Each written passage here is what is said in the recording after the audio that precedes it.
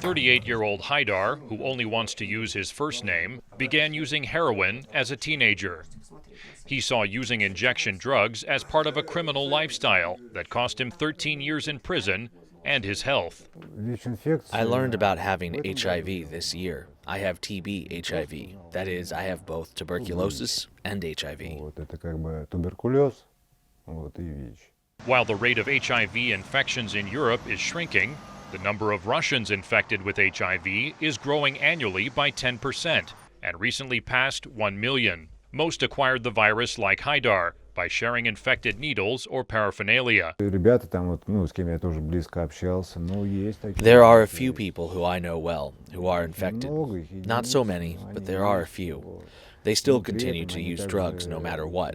They take medications but continue to use heroin. Haidar says he would have used a clean needle exchange program if it was available.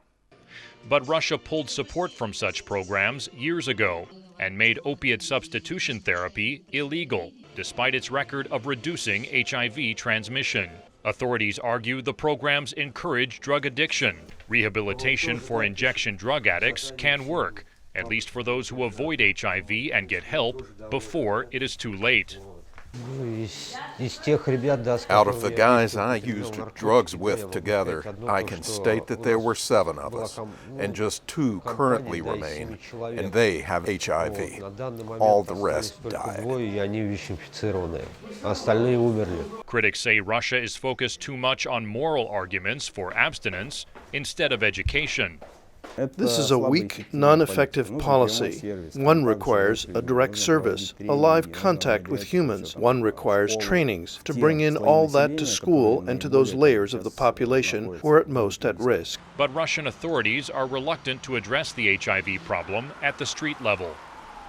In June, they labeled the only Moscow group handing out clean needles and advice to addicts a foreign agent, meaning its activities were deemed political.